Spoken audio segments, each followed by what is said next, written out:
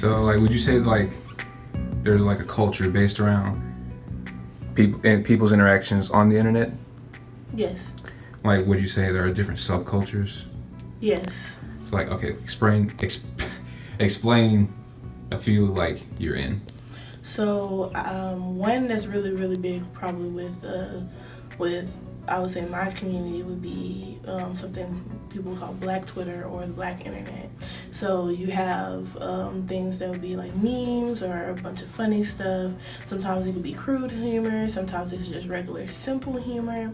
And then from that it branches into like stuff about vines and stuff about cultures in like general. So you would have like Black culture stuff like, oh, Black moms do this, or when my childhood was like that, or you have like say college student stuff, or I don't know, things like that, like things. Okay, so just think about yourself as a person and your different attributes of yourself. So like, I'm a college student, I'm a female, I'm single, I'm Black. Like those would be different subcultures of the internet that you can actually be a part of. So like, I can literally probably get on Twitter or Instagram, and just because of something that I would look up beforehand and be like, okay, well, she's a female, so we're gonna push female type things towards her feed, or she's Black, so we're gonna push things that she might be interested in, or rappers or something like it. And then it sounds very kind of stereotypical, but I mean.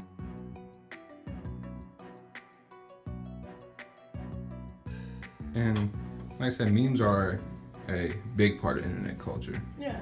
So one of the real things I wanted to ask you was, like, there are, like you said, you like crude humor yourself. Yeah. But like, there are some people that like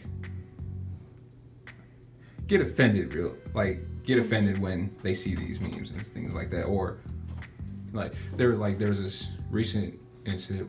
I followed this person. I'm not gonna give him a shout out or nothing, but he made a meme of his own and he's from the UK, so and he pretended to like he was in school, it just got shut up, right? And he survived the school shooting, and as he was getting to leave, he saw like, how the tags in the videos, like, who this person is. Yeah. So like, this tag said my crush, and he was, I'm gonna use like correct terms, like he was going to engage in necrophilia.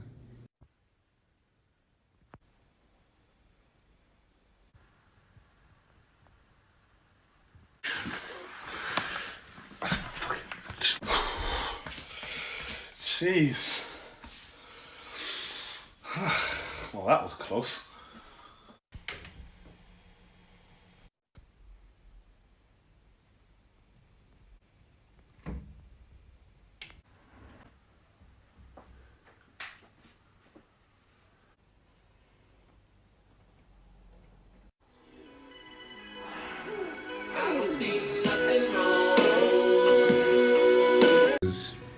This is the interesting part. Instagram, like people on Instagram, like they were like, so they weren't offended by it. Like it was funny. It was funny to the people on Instagram, but he put it on Twitter also, and then just Twitter just took it left. Yeah, I'm not. Everybody was offended, like calling him out his name, stuff like that. So like, you see that stuff all over the internet. So like, do you think these people were like out of line, should have just seen it as a joke, or do you think he took it too far based on my explanation of it? Well, really, so with that, you have to look at it from a marketing standpoint of himself. So if I'm looking at it from a marketing standpoint, I feel like he probably could have took it too far. That could have been something that could ruin his image. But at the same time, if that's a part of his image, then no, he didn't take it too far. There are people who don't know him or people who don't like him, and they take that left. So it just really depends on that person. So if he's somebody who's typically crude, or he's typically like, rude, or like an asshole or something like that. Like it's a part of his image, so he didn't damage anything. The people that follow him, of course, are gonna be laughing about it, but you know, once you take it to other social medias, it's going to hit somebody that is like, I don't like that, or that wasn't funny, why did you do that? But that's in a lot of situations, because you can think about that, how there's some stuff around SAU, like if somebody takes a picture of something, somebody could have really thought that this joke was funny, but it was actually very bad, like it was very racist or very offensive, but to themselves it was funny.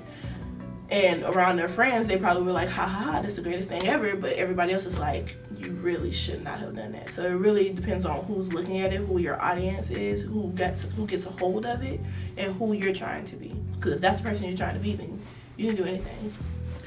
And I'm glad I brought this up because it brings up a divide in internet culture, I would say. Because you have these people that, you have these, funny jokes that everybody can relate to or get, laugh at. And then you have this other side of the internet that's just makes fun of everything. School shootings, like nothing is off limits. People's like diseases and stuff like that. Like you said, life alert, things like that. So taking all that in, so do you think there needs to be something done about that, or can you really do anything about that? I don't think you can do anything about that, just because everybody's different, and I guarantee you if you take a part of that away, it's gonna cause a disinterest to the internet, or even an uprise, because people like what they like. Like, if you have something that's rated R and it's really something bad, there's still going to be somebody who's going to upload something they're not supposed to. And so, I mean, it's really not something that can be helped, which is why, there are things that are still allowed on the internet in certain areas. You just have to do it in a different way. So, yeah. And I feel like, I think everybody feels this way. Like, the internet is a form of, like, a physical form of escapism. Well, not physical form. It's more like, like you may have like a bad day at class or something. Like you can go on the internet and just make fun of it, and just get all that out of your system instead of like taking it. It's like an alternate universe. Yeah, an alternate universe.